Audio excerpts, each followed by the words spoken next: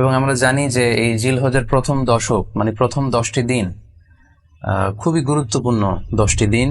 আল্লাহ তাআলার কাছে খুবই পছন্দনীয় এই 10 দিনের আমলগুলো, এমনকি জেহাদের চাইতেও বেশি হাদিসে এসেছে।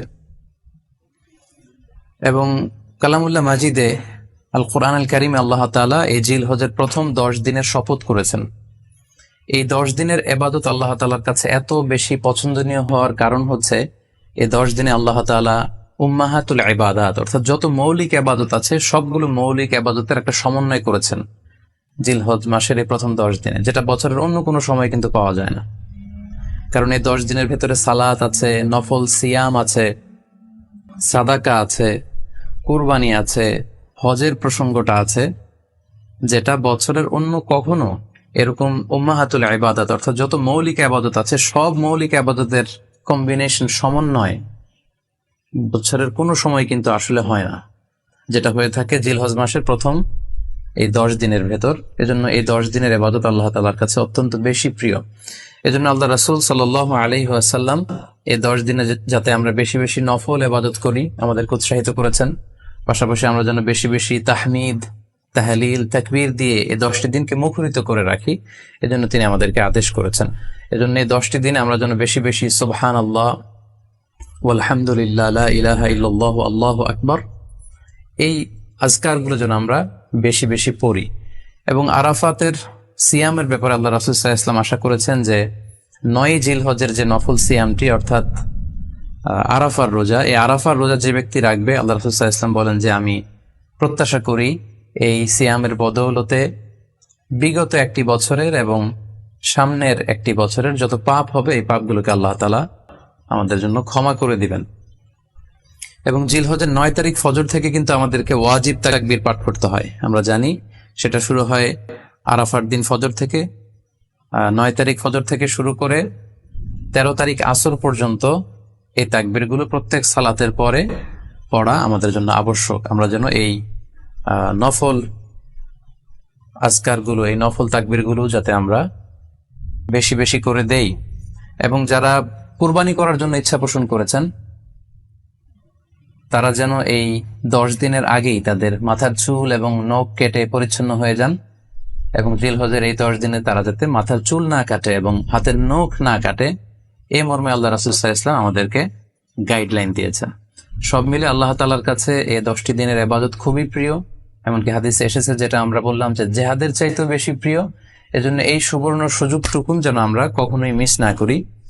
তাই আমাদের সাধ্যমতো আমরা যেন বেশি বেশি নফল ইবাদত করি। আমরা যেন সুযোগ হলে পুরো 10 দিন ব্যাপী আমরা চাইলে নফল সিয়াম রাখতে পারি, আমরা বেশি বেশি কোরআন তেলাওয়াত করতে পারি। বিশেষ করে তাহমিদ, তাহলিল এবং তাকবীর, আলহামদুলিল্লাহ, লা ইলাহা ইল্লাল্লাহ, আল্লাহু আকবার, এই জিকিরগুলো, এই আজকারগুলো পড়ে পড়ে যেন আমরা এই 10টি দিনকে মুখরিত রাখি। আল্লাহ তাআলা জিলহজ মাসের যে মাহাত্ম্য এবং বারাকা তিনি আমাদের জন্য দিয়েছেন, এগুলো যেন আমরা বেশি বেশি হাসিল করতে পারি। আমিন ইয়া রাব্বাল আলামিন। যেহেতু কুরবানি একেবারে আমাদের সন্নিকটে, সো এই কুরবানি নিয়ে আমাদের মধ্যে অনেক ধরনের প্রশ্ন রয়েছে। এবং বিগত কয়েকদিন ধরে আমার ফেসবুক পেজের বিভিন্ন স্ট্যাটাসে, আমার মেসেজ অপশনে অনেক ভাই, দিনী ভাই এবং বোনেরা অনেক প্রশ্ন করেছেন। আসলে এতগুলো প্রশ্নের উত্তর আসলে আমাদের পক্ষে করা সম্ভব হবে না। সেখান থেকে খুবই কন্টেম্পোরারি, খুবই রেলেভেন্ট, প্রাসঙ্গিক 2-1টি প্রশ্নের ব্যাপারে আলোচনা করে আমরা আজকে সংক্ষিপ্ত লাইভটি শেষ করবো ইনশাআল্লাহ। খুব বেশি যে প্রশ্নটি করা হয়েছে সেটি হচ্ছে জানতে চাওয়া হয়েছে 7 ভাগে কোরবানি করা যাবে কিনা। এই ধরনের প্রশ্ন কিন্তু আমরা আগে শুনতাম না। রিসেন্টলি কিছু কিছু স্কলারদের আলোচনা বা এতে করে লোকজন হয়তো বিভ্রান্তিতে ভোগেন কিংবা একটা ধোঁয়াশা তৈরি হয়, ফলে এই প্রশ্নটি করা হচ্ছে। আমরা আবহমান কাল থেকে আমাদের প্রিয় মাতৃভূমি বাংলাদেশে হয়তো ছাগল কুরবানি দিয়েছি অথবা গরু কুরবানি দিয়েছি সর্বোচ্চ 7 ভাগে। সো এটা আমাদের সবার কাছে জানা ছিল, এ নিয়ে আগে সংশয় ছিল না। ইদানিংকালে অনেকের মধ্যে এই বিষয়ে সংশয় জেগেছে। কেউ কেউ বলে থাকেন যে ভাগে যদি কুরবানি দেওয়া হয় 7 জনে মিলে, গরুতে বা মহিষে বা উটে, এই ভাগে কুরবানি হবে না, এটা অনেকে বলে থাকেন। এই কথাটি আসলে ঠিক নয়। আপনি যদি ভাগে কুরবানি দিতে চান এটি জায়েজ আছে, এবং একটি উটে বা মহিষে বা গরুতে আপনি সর্বোচ্চ 7টি ভাগে কুরবানি দিতে পারবেন ইনশাআল্লাহ। এ ব্যাপারে সহিহ মুসলিমের একটি হাদিসকে আমরা এখানে উল্লেখ করতে চাই। সাইয়েদনা জাবের রাদিয়াল্লাহু তাআলা আনহু থেকে বর্ণিত, তিনি বলেন, ক্বালা হাজাজনা মা রাসূলিল্লাহি সাল্লাল্লাহু আলাইহি ওয়াসাল্লাম, আমরা আল্লাহ রাসূল সাল্লাল্লাহু আলাইহি ওয়াসাল্লামের সাথে হজ করেছি, ফানাহারনাল বাঈরা আন সাবআ, সেখানে আমরা উট কুরবানি দিয়েছি 7 জনের পক্ষ থেকে, ওয়াল বাকারাতা আন সাবআ, আর আমরা সেখানে গরু কুরবানি দিয়েছি 7 জনের পক্ষ থেকে। খুব সুস্পষ্ট, একটি উটে ওনারা 7 জন অংশগ্রহণ করতেন, একটি গরুতে 7 জন অংশগ্রহণ করতেন।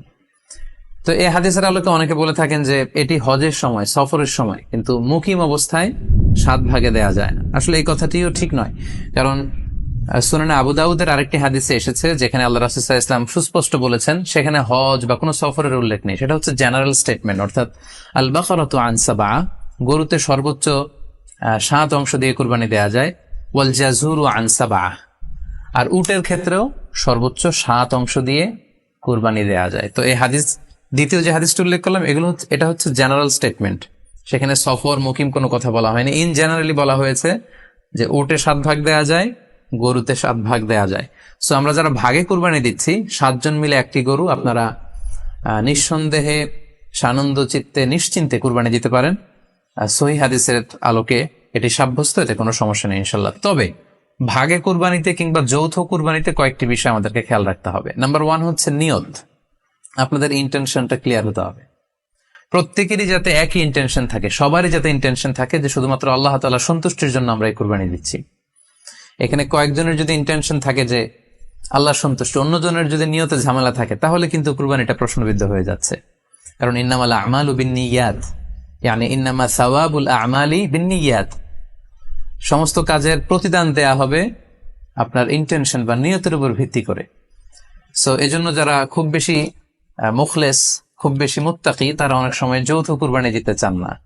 সামর্থ্য না থাকলে ছোট একটা ছাগল দিয়ে তারা একাকি কুরবানি দিতে চান। এটা safe, he want to be in the safer side. কারণ যৌথ কুরবানি দিতে দিতে যে কার মনে কি চিন্তা, কার মনে কি নিয়ত, আমরা কিন্তু কিছু জানি না। সো যদি যৌথ কুরবানি দেন, কুরবানির আগে সবাইকে এটা কনসার্ন করে দেয়, রিমাইন্ডার দেয়া যে ভাই আমাদের কুরবানিটা হবে শুধুমাত্র কেবলমাত্র আল্লাহ তাআলা সন্তুষ্টির জন্য, অন্য কোনো নিয়ত যেন না থাকে, তাহলে কিন্তু আমাদের কুরবানি বরবাদ হয়ে যাবে। এটা হচ্ছে প্রথম কনসার্ন। 2 নম্বর কনসার্ন হচ্ছে হালাল উপার্জন দিয়ে কুরবানি হতে হবে। যৌথ কুরবানিতে কেউ কেউ যদি এমন থাকে যাদের উপার্জন হালাল না, সেই কুরবানি কিন্তু আল্লাহ তাআলার দরবারে কবুল হবে না। সো এটা খুব গুরুত্বপূর্ণ একটা বিষয়। আরেকটা হচ্ছে লৌকিকতা। লৌকিকতা যদি থাকে তাহলেও কুরবানি কবুল হবে না। যৌথ কুরবানিতে কারো যদি এটা থাকে যে আমার গরুটা সবচেয়ে বড়, আমাদের গরুটা এলাকার সবচেয়ে বড় গরু, এবং সবাইকে বলে বেড়াচ্ছে যে এইবারের গরুটা সবচেয়ে বড় হয়েছে, আমার চেয়ে বড় গরু কেউ দিতে পারে না এই এলাকায়। তো এই জাতীয় যদি লৌকিকতা প্রবণতা কারোর মধ্যে থাকে, তাহলেও কিন্তু তার কুরবানি কবুল হবে না। সো যৌথ কুরবানি যদি আপনারা দিতে চান, এই বিষয়গুলো আমাদেরকে খেয়াল রাখতে হবে। আরো একটি প্রশ্ন খুব বেশি আমাদের কাছে জানতে চাওয়া হয়েছে, সেটা হচ্ছে কুরবানির সাথে আকিকা দেয়া যাবে কিনা। খুব বেশি আলোচনা হচ্ছে এই প্রসঙ্গটা যে আকিকার কুরবানির সাথে আকিকা দিয়ে দেয়া যাবে কিনা। এক্ষেত্রে আমরা উত্তরে বলবো যে কুরবানি এবং আকিকা আপনাদের খেয়াল রাখতে হবে যে ভিন্ন দুটি ইবাদত। প্রথম কথা হচ্ছে ইবাদত ভিন্ন দুটি ইবাদত। কারণ কুরবানি এটা বছরের একটা নির্ধারিত সময়, জিলহজের 10 তারিখে, এবং তারপরে আরো 2 দিন বা 3 দিন, এই সময়গুলোতে আপনি কুরবানি করতে পারবেন।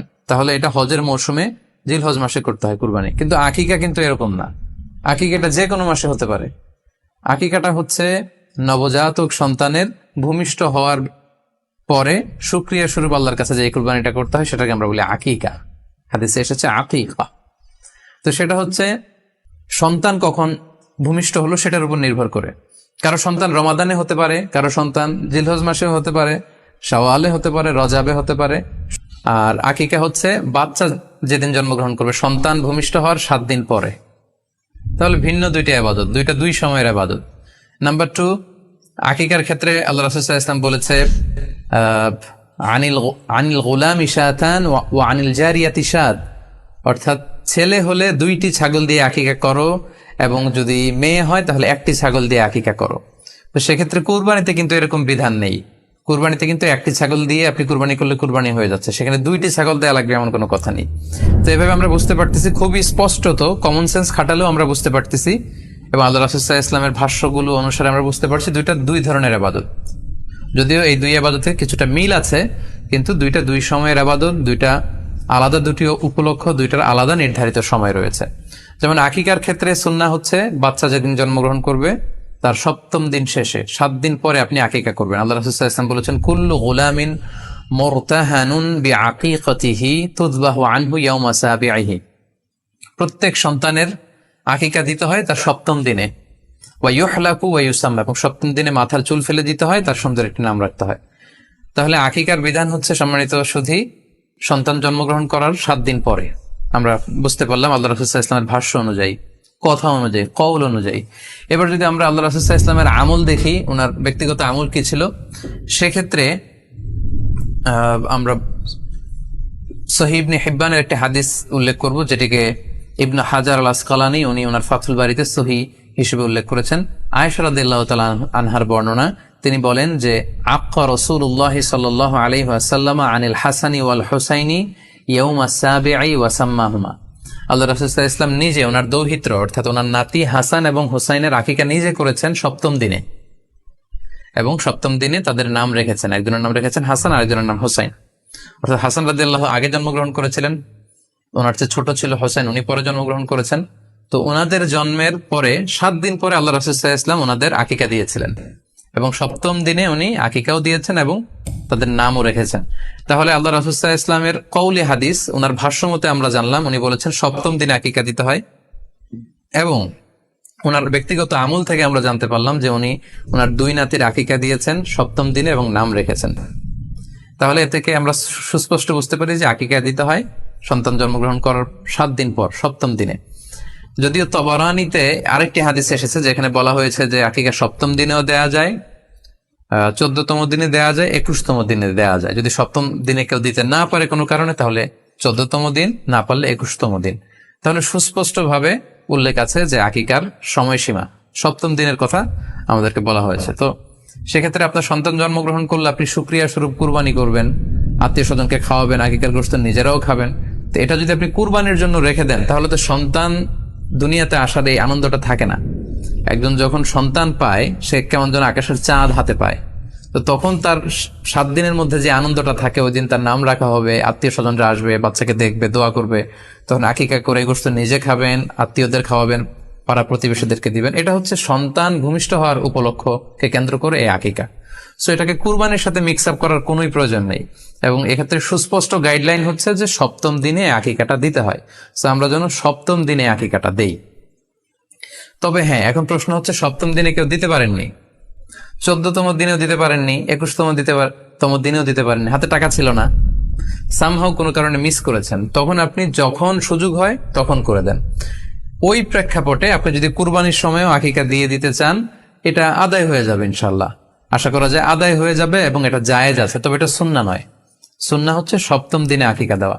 পাশাপাশি গরু দিয়ে, মহিষ দিয়ে, উট দিয়ে আকিকা দেওয়াও কিন্তু সুন্নাহ নয়। আকিকা দেওয়া সুন্নাহ হচ্ছে ছাগল দিয়ে। হ্যাঁ, গরুর 7 ভাগে 1টি ভাগ কুরবানির সাথে যদি আপনি আকিকা দিতে চান, আকিকা আদায় হয়ে যাবে, এটা জায়েজ আছে, কিন্তু এটা সুন্নাহ নয়।